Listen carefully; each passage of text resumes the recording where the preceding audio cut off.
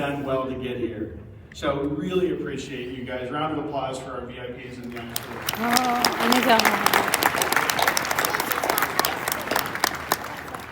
Okay, in the audience, do we have any graduates of the Challenge Program? Please stand up.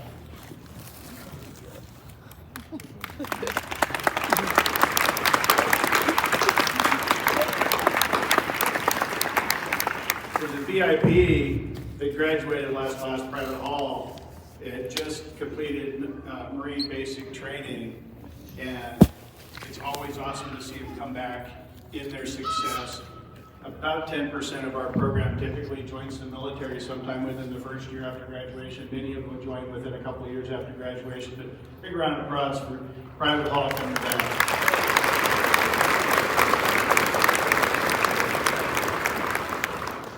And mentors, do we have any mentors in the audience? Please stand up. If you've been a mentor before, I know one of them's right here. So big round of applause.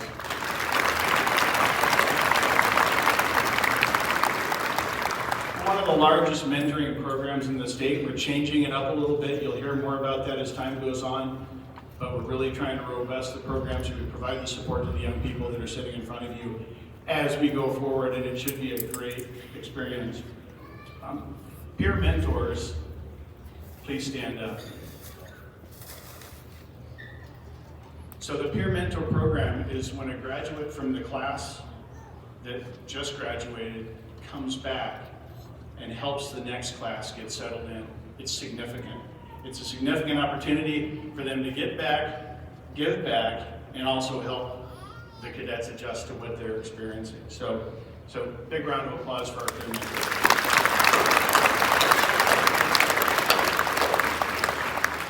Okay, around you, you're going to see the folks in the black uniforms, some of them in the Stetson or in the resistol hats, some of them in the patrol hats. Those are cadre. Cadre have one of the toughest jobs on campus because they're with the cadets 24/7. They have to get them to activities, from activities, and they have to, well, for what some people might say is they're herding cats for a good portion of the program, and they're instilling the military discipline that goes with the program. And so cadre are just one of the sections, but they do a fantastic job of bringing the cadets up to the standard, and many of our staff are either former cadre or current cadre. Big round of applause for the team leaders.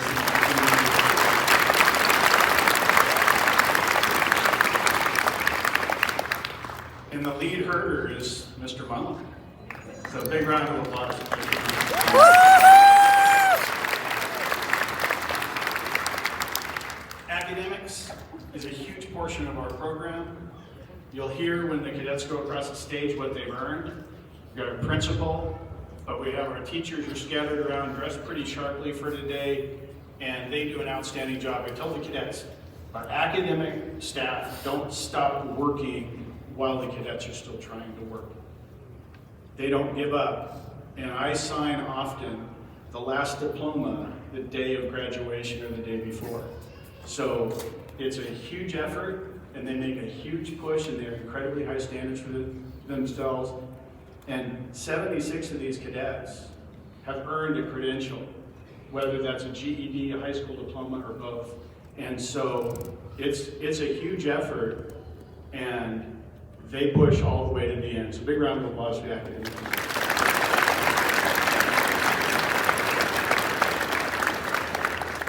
You might imagine that with coming to the campus, we run into all those same things that happen in school and everywhere else. There's high emotion, there's fear, there's shock at being in a place where maybe the town you came from didn't have as many people, or now in your barracks.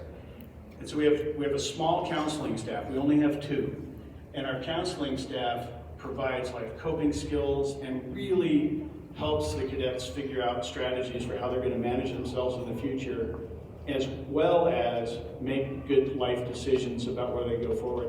And they also are supported by our single nurse on campus who manages all of the different things that come with being human on the campus, and they do an outstanding job. So to our counseling staff and our medical staff, big round of applause, please.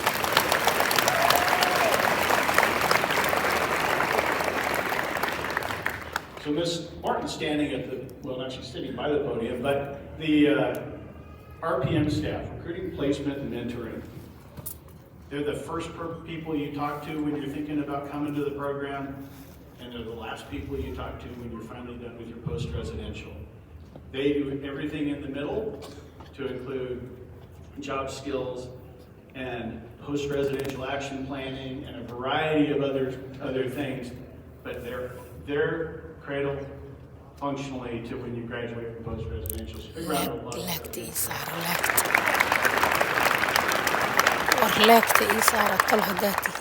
You're going to hear that this class lost about 2,000 pounds while they've been here.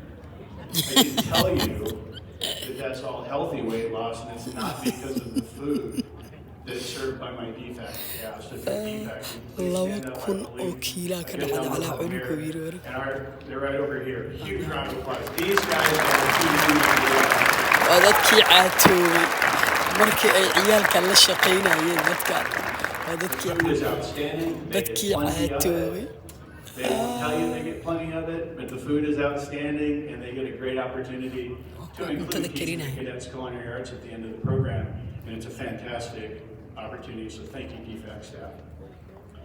Now, travel. So the supporting staff that are here actually provide a lot of the mechanical things that you don't necessarily think about. Plane tickets, travel, kind of answer messages. They do administrative support to everything, to include the records and publishing things that you're going to get when the cadet goes home. So thank you to the supporting staff. Big round. Somewhat unseen. And that's probably a good thing, because most of the time that's what admin is. It's kind of unseen. So going back to what I said at the beginning, we have huge support from our federal community-based and our base partners.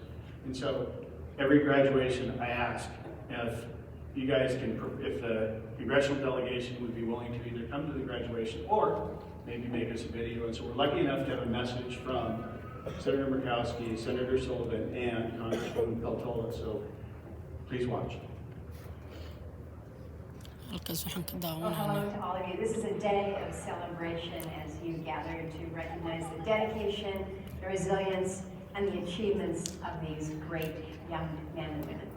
So graduates, let me begin by extending my congratulations to each and every one of you. You know more than anybody, the Youth Academy is tough.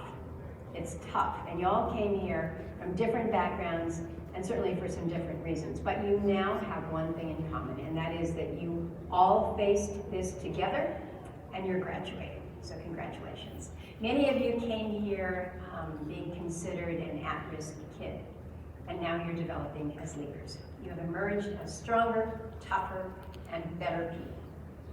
My message is to the graduating class. Take the skills you've learned here, the leadership, the discipline, and sensitivity, and use them to make your communities, your state, and your country a better place. My hope is that you will all find something worth fighting for. Just as many of you look to the challenges before you, know that those coming behind you to the Academy are going to look to you as an example. So be prepared to take on your future. Don't let us down. You're doing great.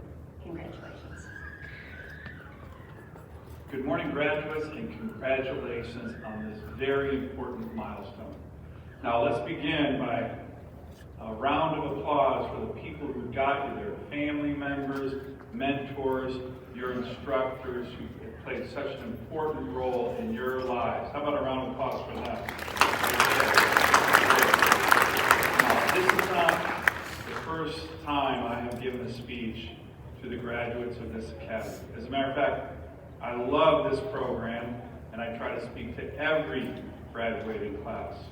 I know the discipline, focus, and commitment that it takes to successfully complete this program. It's not easy.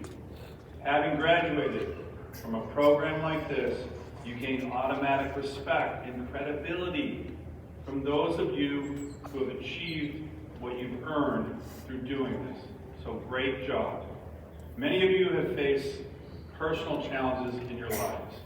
You have risen above those challenges, that adversity, and you've demonstrated a strong, determined, and capable sense of who you are as young Alaskans with a very bright future.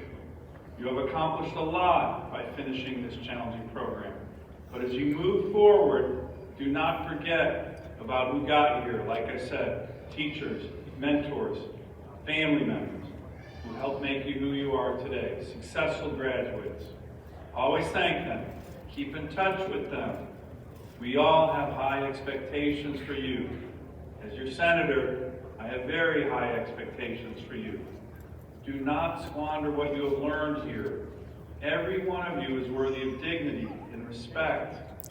Every one of you is in charge of how you personally respond to adversity and opportunity. Every one of you is deserving of an opportunity in our state, in our country, to achieve greatly. This does not mean you won't fail.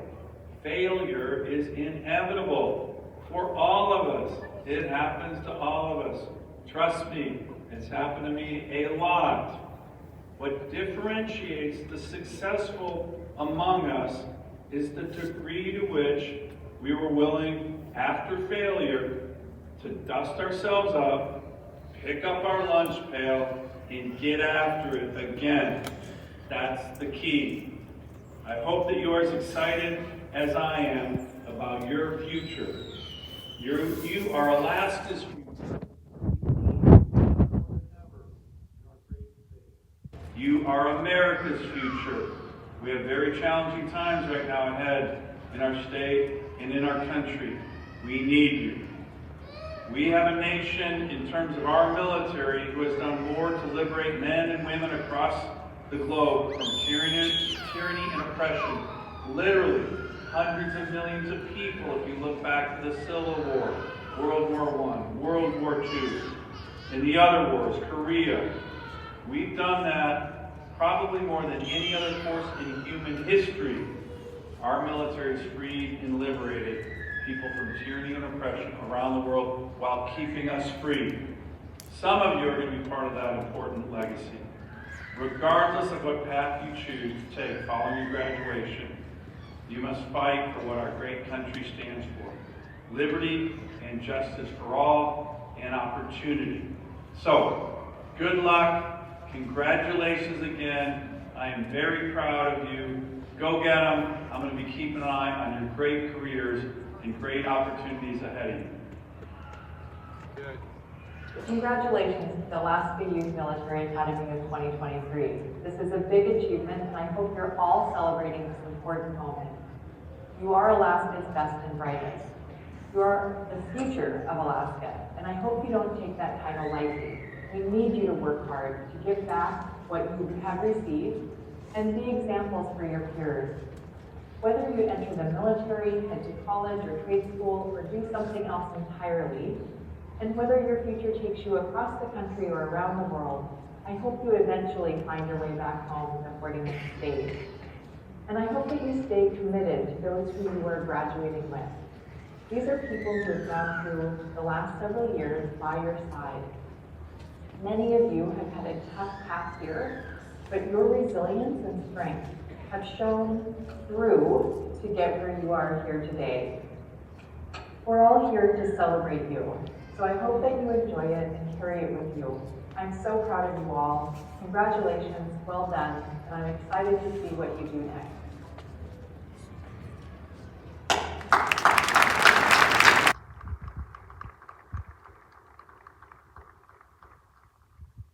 I do really appreciate the time that they take, especially when it's busy back in Washington, D.C., to make those videos and send them to us. So I do, and I appreciate the support.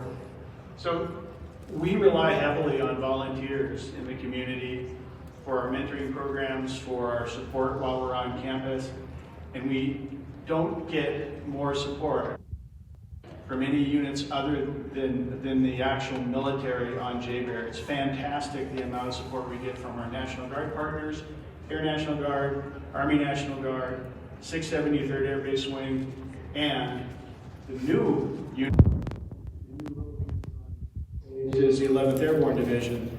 And we're looking forward to more and more partnerships. And our guest speaker today doesn't come from the 11th Airborne Division.